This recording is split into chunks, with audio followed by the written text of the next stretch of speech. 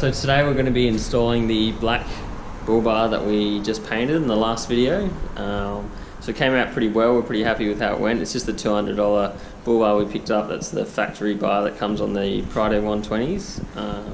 So we're pretty stoked at how it looks, but hopefully it looks even better on the car. So we're going to be taking off the front bumper here. So we'll go through the steps to doing that. And then once that's off, we'll go and look at how to mount the bull bar. So yeah, hopefully it's not too difficult and we can get it done tonight, but we'll see how we go. So the first step is to pop the bonnet.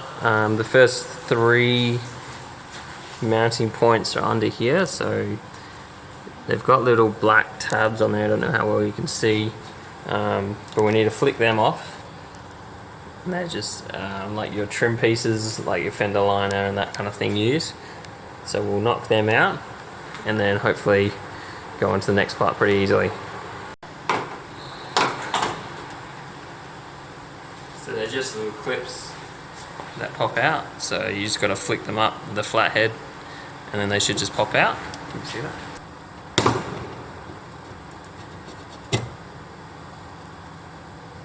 So that's what they look like and that's how they pop out. So in here in the guard, there's these bolts here, so you can hit them with a Phillips head.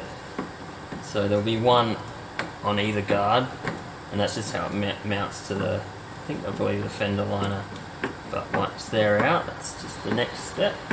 They're quite long. Sometimes they can be a bit stiff or rusted, so you will have to use like a socket set instead of the Phillips head, because otherwise it might round off. But once that's off, you should be able to flick that off with a flat head. So we'll do the other side and then we'll go to the bolts underneath. Under here there's 1, 2, 3, 4, 5, 6 bolts that you have to get. You just need to use a socket set for these ones. So you just put it's a 10mm on here. So they can be a bit rusted out. This car's been well looked after, so they're fine. It's also had a new bumper in its previous years, so it's pretty good.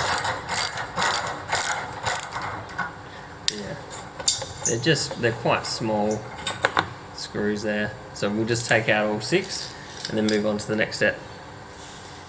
Yeah.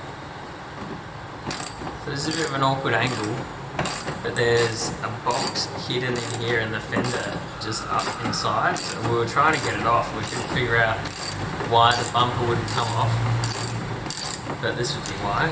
So you're going to need a long extension on in here, so I don't know if you can. Ooh, there we go.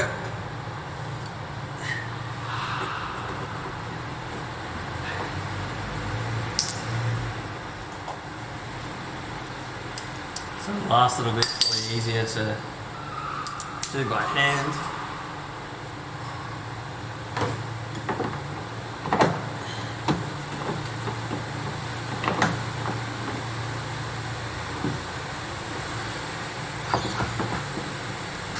Oh. There we go. Oh. So that would be it.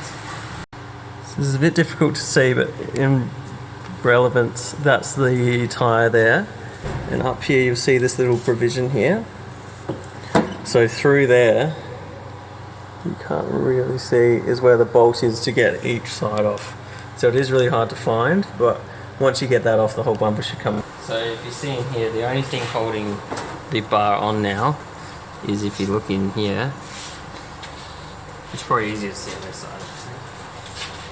In here there's these tabs for the fog lights, so we just need to grab a Phillips head, sorry, a flat head.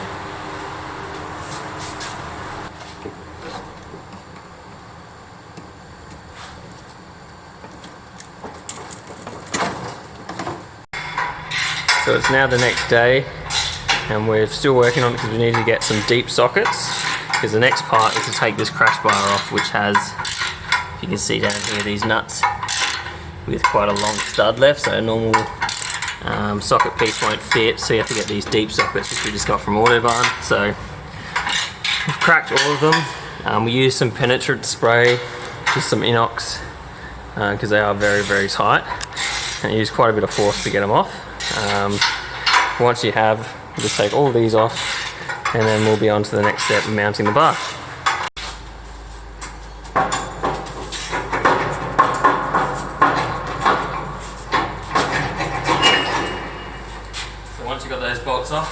bar comes off, and that's where the bull bar will be mounting to.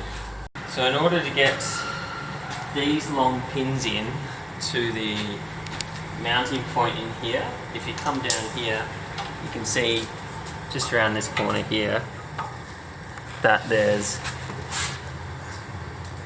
just in this spot here is where this needs to go into for the screw to thread into.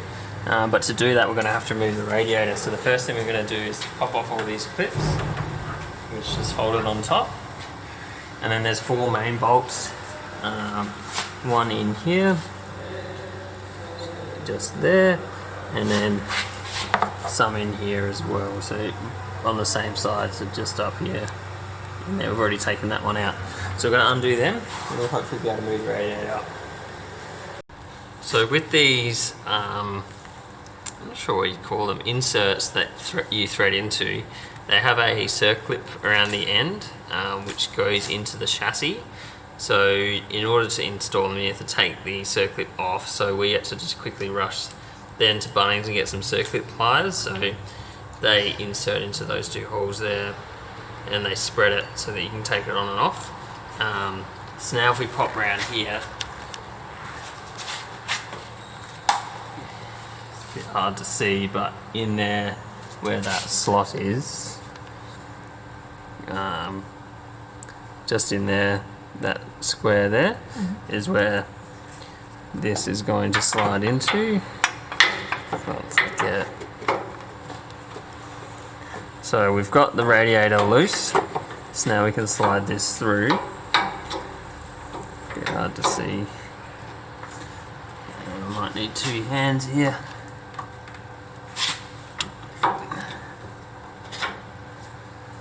So now it's in place, as you can see. So now it's in there. And if you look just underneath here,